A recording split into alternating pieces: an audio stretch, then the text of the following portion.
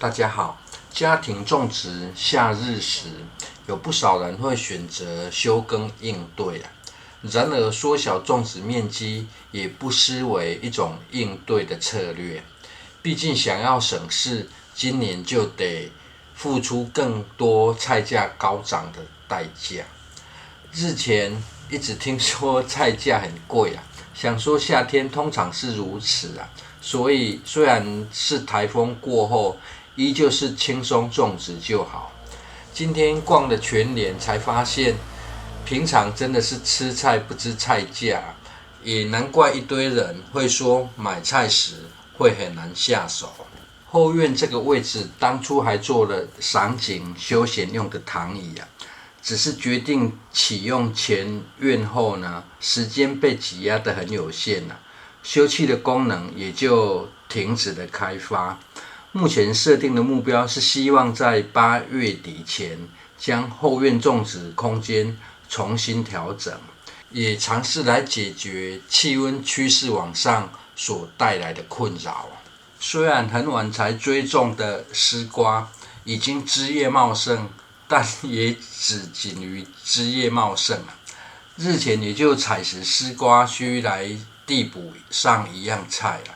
所幸已经看到要开花的现象，瓜果类就可以不用只靠苦瓜撑场了。而这下方的另一批紫薇小白菜也深受小瓜牛的祸害，据说投降输一半目前大概也被啃掉一大半了，只能选择停损，进行移植到比较干净的空间了，省得每天得进行巡视，效果也不好。另外，上方开始长草，先行移走幼苗后，才进行除草，就可以快速许多啊。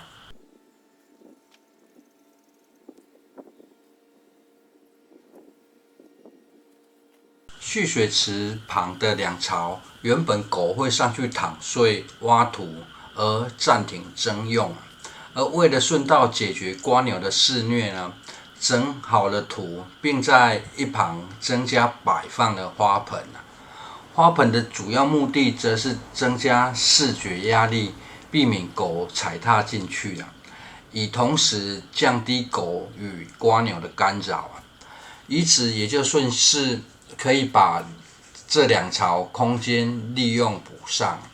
这一槽先移植紫薇小白菜，另一槽则是要移植甜油菜花。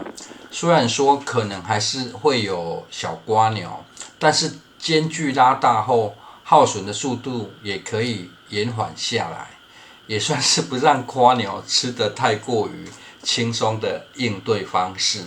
反正夏天把重心摆在后院，只需要尽可能的维持住平日所需的菜量。直到剪辑影片的今日呢，才知道菜价高得离谱啊！下部影片才开始积极努力追种尽点心力不然一堆乡下人很多都缩衣节食的。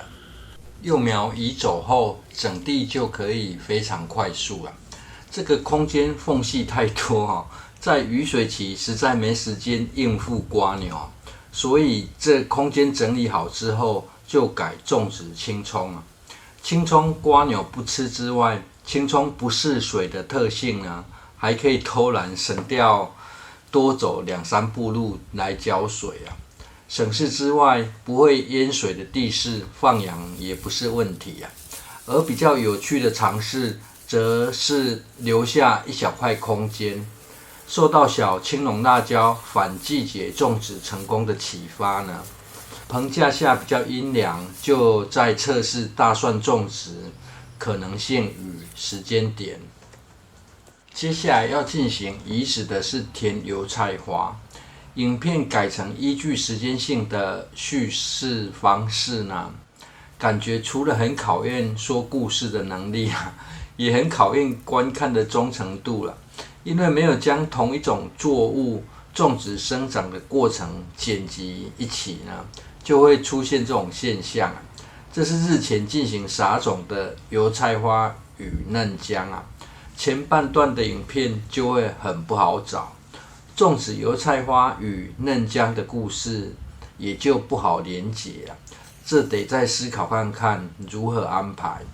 为了让嫩姜有更好的生长空间，移植的时候就将靠近嫩姜附近的幼苗先移走啊，倒不是怕发生抢肥的问题啊，主要是两种作物对水的需求不同，因此地势比较低位置的油菜花继续先留在原地，而没有进行移植啊。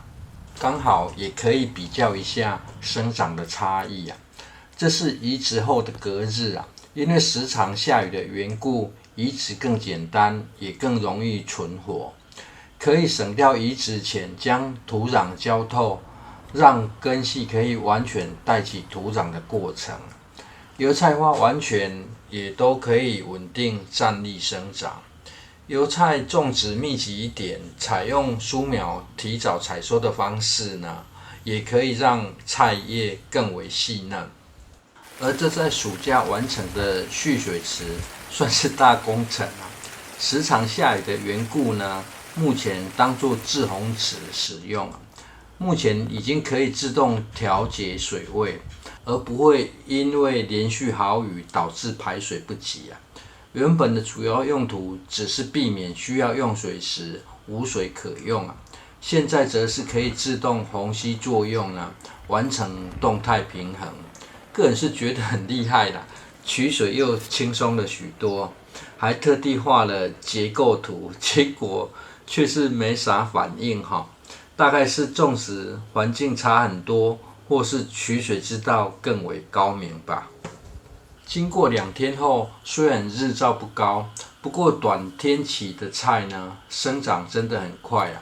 油菜花已经有了很明显的长大，知道菜价高涨的程度后呢，就是进入追菜的时间了。